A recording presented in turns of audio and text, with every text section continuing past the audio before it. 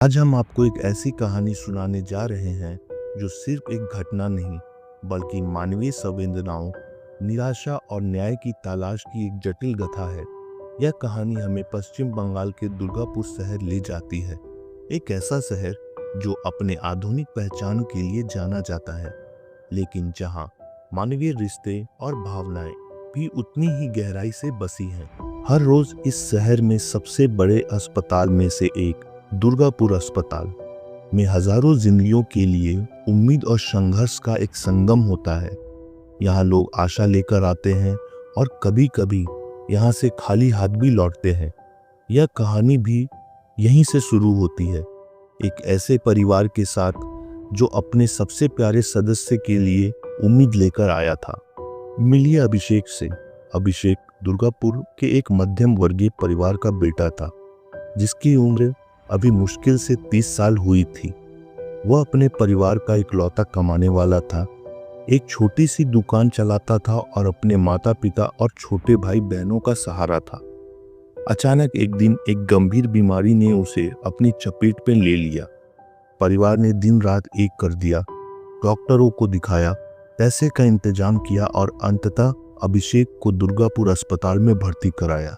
परिवार में सबसे ज्यादा चिंतित थे अभिषेक के पिता सुरेश बाबू, जिनकी आंखों में अपनी बेटी की इस हाल को देखकर लगातार आंसू भरे रहते थे। मां श्रीमती शारदा देवी बेटे के बिस्तर के पास बैठी बस उसके माथे पर हाथ फेरती रहती थी, मानो उसके स्पर्श से ही अभिषेक को आराम मिल जाए। अभिषेक का बड़ा भाई विनोद परिवार का सबसे जिम्मेदार सदस्य था। उसी ने अस्पताल में भर्ती से लेकर सारे कागजात और डॉक्टरों से बात करने का जिम्मा संभाला हुआ था। उसका छोटा भाई आकाश थोड़ा गुस्सैल और भावुक था, लेकिन अभिषेक से उसका गहरा लगाव था। शुरुआती कुछ दिन सब ठीक लग रहा था। डॉक्टरों ने आश्वासन दिया, नर्सें देखभाल कर रही थी। परिवार को लगा कि अभिषेक अब सुरक्षित हाथों में है और जल्द ही ठीक होकर घर लौट आएगा। वे हर छोटे सुधार को उम्मीद की किरण मान रहे थे। लेकिन कुछ ही दिनों में हालात बदलने लगे। अभिषेक की हालात में सुधार आने की बजाय वह हर बिगड़ने लगी। परिवार ने देखा कि नर्सों का व्यवहार पहले जैसा सहयोगपूर्ण नहीं रहा था। डॉक्टरों से मिलना मुश्किल हो जाता और जब भी मिलते थे वे जवाब संतोषजनक नहीं होते थे। विनोद ने कई बार डॉक्टरों से अभिषेक के इलाज का तारीख और बिगड़ते हालात पर सवाल किए, लेकिन हर बार उन्हें यह कहा गया कि सब नियंत्रण में है, इलाज चल रहा है या यह सामान्य प्रक्रिया है। अभिषेक की सांसें तेज हो रही थी, उसे बुखार भी बार बार आ रहा था और उसका शरीर कमजोर होता जा रहा था। सुरेश बाबू और शारदा देवी की आंखों में रात भर नींद गायब हो चुकी थी। वे अपने बेटे को आंखों के सामने ऐसे बिगड़ते देख रहे थे, लेकिन कुछ कर नहीं पा रहे थे। आकाश, जो स्वभाव से ही थोड़ा सीधा और भावुक था, वो डॉक्टरों के इस लापरवाह रवैये के अंदर ही अंदर उबल रहा था। उसे लगा था कि अस्पताल अभिषेक को जानबूझकर नजरअंदाज कर रहा है। एक रात अभिषेक की हालत इतनी ज्यादा बिगड़ गई कि उसे आईसीयू में ले जाना पड़ा। यह परिवार के लिए एक बड़ा झटका था। विनोद ने बार बार डॉक्टरों से विनती की कि उन्हें अभिषेक की सही स्थिति बताए, लेकिन उन्हें सिर्फ अधूरी जानकारी और अस्पष्ट जवाब ही मिले। उन्हें लग रहा था कि अस्पताल कुछ छिपा रहा है, कि उनके बेटे की इलाज में कहीं ना कहीं कोई गंभीर चूक हो रही है। उसकी सारी उम्मीदें धीरे धीरे टूटती जा रही थी और उसकी जगह ले रही थी एक गहरी निराशा और आक्रोश। अगले कुछ दिन आईसीयू के बाहर परिवार का इंतजार और बढ़ा। हर घंटे उन्हें लग रहा था कि शायद अब अभिषेक ठीक होकर बाहर आएगा, लेकिन ऐसा हो नहीं रहा था। डॉक्टर राउंड पर आते थे, जल्दी में 2-4 बातें करके चले जाते थे। परिवार को लग रहा था कि अभिषेक को जितनी देखभाल की जरूरत है उतनी मिल नहीं रही। उन्हें संदेह होने लगा कि शायद अस्पताल के कर्मचारियों की कमी या किसी और वजह से अभिषेक पर उचित ध्यान नहीं दिया जा रहा है।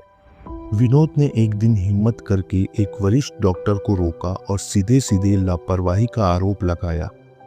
डॉक्टर ने चिढ़कर जवाब दिया कि हम अपना काम कर रहे हैं, आप हमें सिखाने वाले कौन होते हैं। इस जवाब से ने विनोद की अंदर की सारी शांति भंग कर दी। उसे लगा कि वे सिर्फ अपना पैसा बना रहे हैं और उनके बेटे की जिंदगी उनके लिए कोई मायने नहीं रखती। आकाश, जो विनोद के पीछे खड़ा था, उसकी आंखें लाल हो चुकी थी। उसे लगा कि उसकी लाचार माँ बाप के सामने उसके भाई को मौत के मुंह में ढकेला जा रहा है।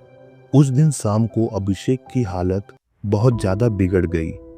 डॉक्टरों ने आकर बताया कि अब कुछ नहीं हो सकता। यह सुनते ही सुरेश बाबू और शारदा देवी की हिम्मत जवाब दे दी गई।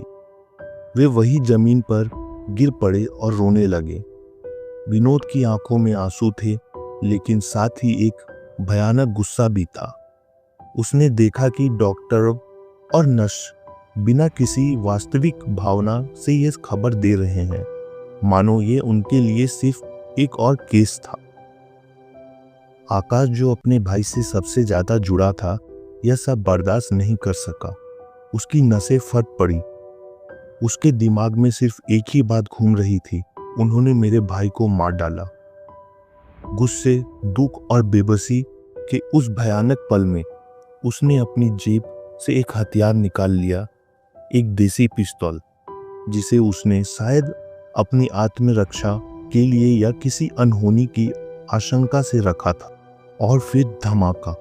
अस्पताल के गलियारों में गोली चलने की तेज आवाज गूंज उठी। एक नहीं बल्कि 2-3 गोलियां चली। यह किसी को मारने के इरादे से नहीं, बल्कि अपनी हताशा, अपनी लाचारी और अपने आक्रोश को व्यक्त करने के लिए चलाई गई गोलियां थी। यह एक ऐसा पल था जब दुख और गुस्से ने इंसान को अंधा कर दिया था। पूरे अस्पताल में अफरा तफरी मच गई।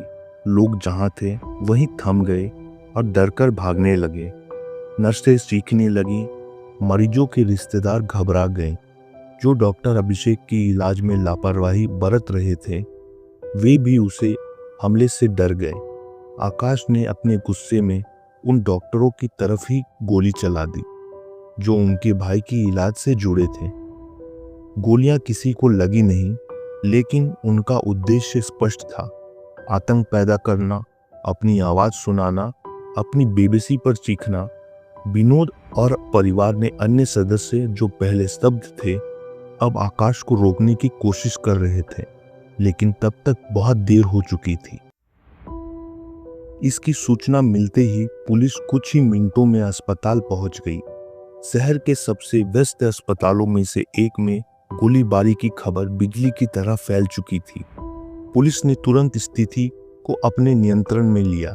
आकाश और उसके साथ के परिवार के 3 अन्य सदस्य विनोद, सुरेश बाबू और शारदा देवी को मौके पर ही गिरफ्तार कर लिया गया। जो परिवार कुछ घंटों पहले अपने बेटे की जिंदगी के लिए लड़ रहा था, अब वो कानून के शिकंजे में था। उनकी आंखों में अब सिर्फ एक गहरी उदासी और अपने किए गए पर पछतावे की हल्की सी छाया दिख रही थी। मीडिया भी मौके पर पहुंच चुकी थी। हर तरफ सवाल गूंज रहे थे, गोली क्यों चलाई? क्या अस्पताल की लापरवाही थी? अब आगे क्या होगा? पुलिस ने तुरंत जांच शुरू कर दी।